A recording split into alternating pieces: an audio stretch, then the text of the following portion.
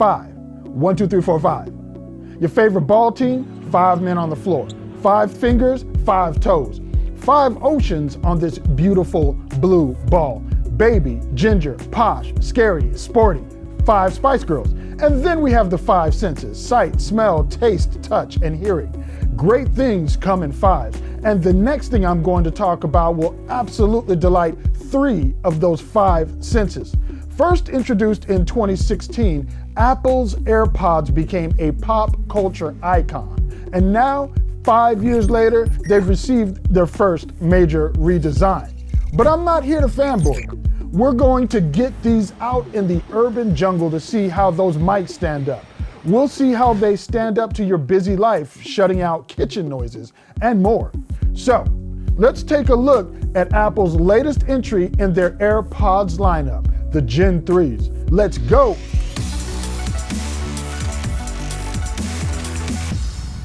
Hey, if any of the videos you've watched here have helped you, if this video helped you, please consider hitting us with that thumbs up, clicking that subscribe button, and clicking that notification bell so you'll be notified when we upload the latest content and when we hold our weekly giveaways. We're giving away some awesome stuff, y'all. How do you describe the new Gen 3 AirPods?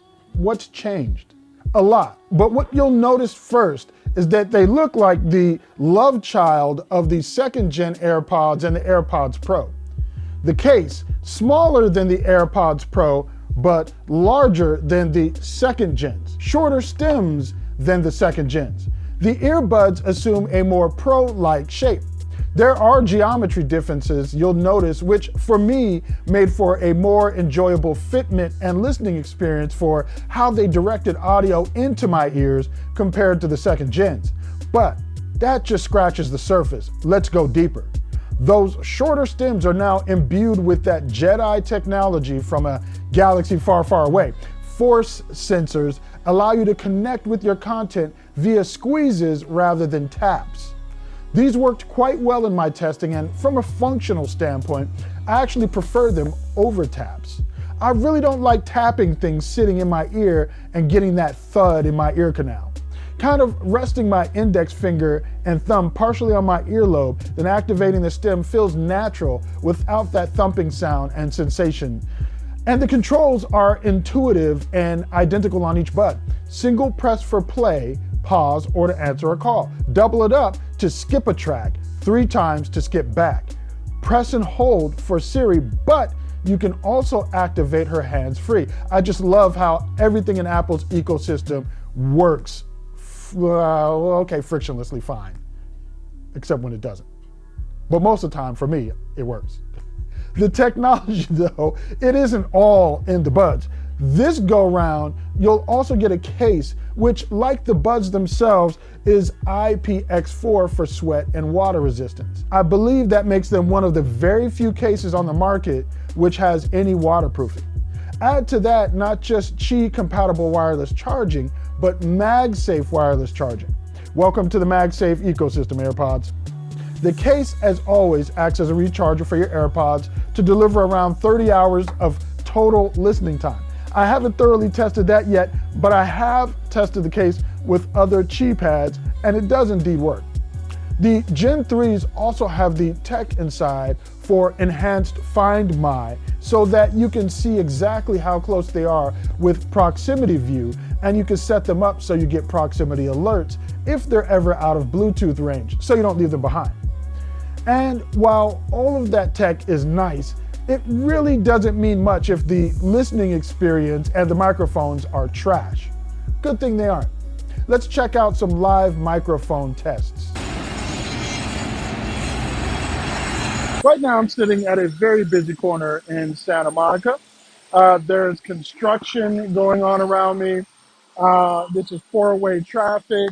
It is the height of busyness and noise. I've got the Generation 3 AirPods, the new AirPods in my ears. You're hearing the microphones and you're hearing exactly what the audio sounds like out of these. What do you think? And now I'm sitting at that same corner, same place. Now I have the Gen 2 AirPods in my ears, and you're hearing the microphone audio.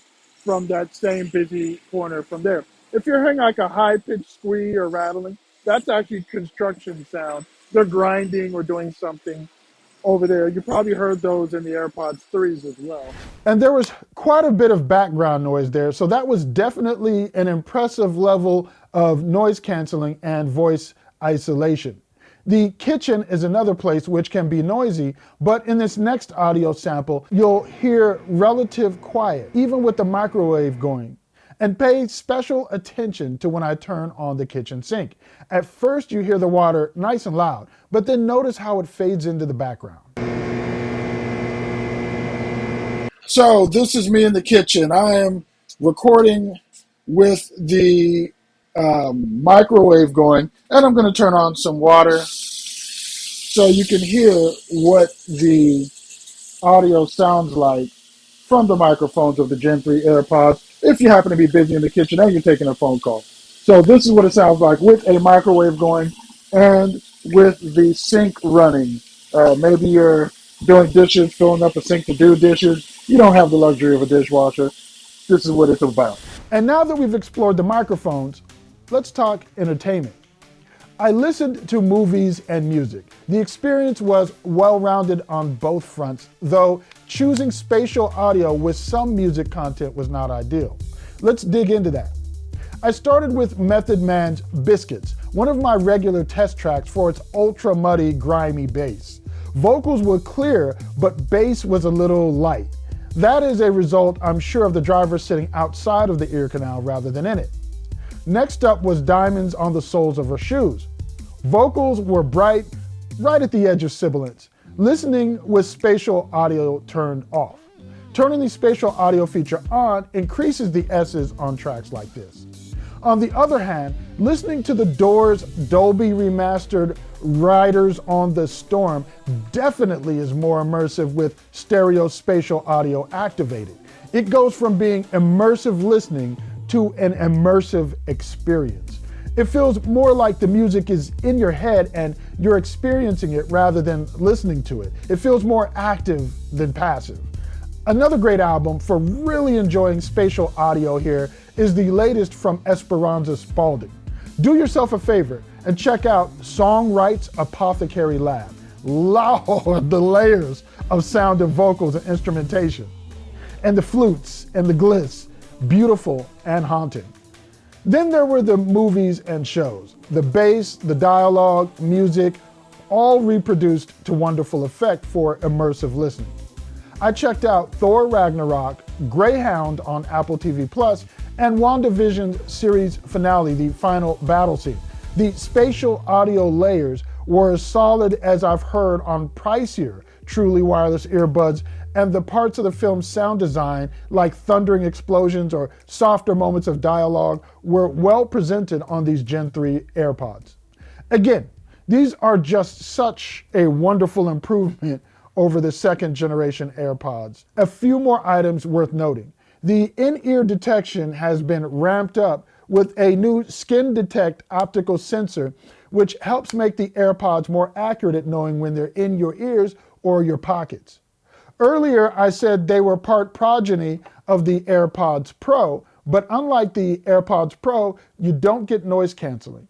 What you do get is that adaptive EQ. What this does is inward-facing microphones are added so that they analyze, then tune your audio's low and mid-range frequencies in real time so that your audio is consistent across content as you listen.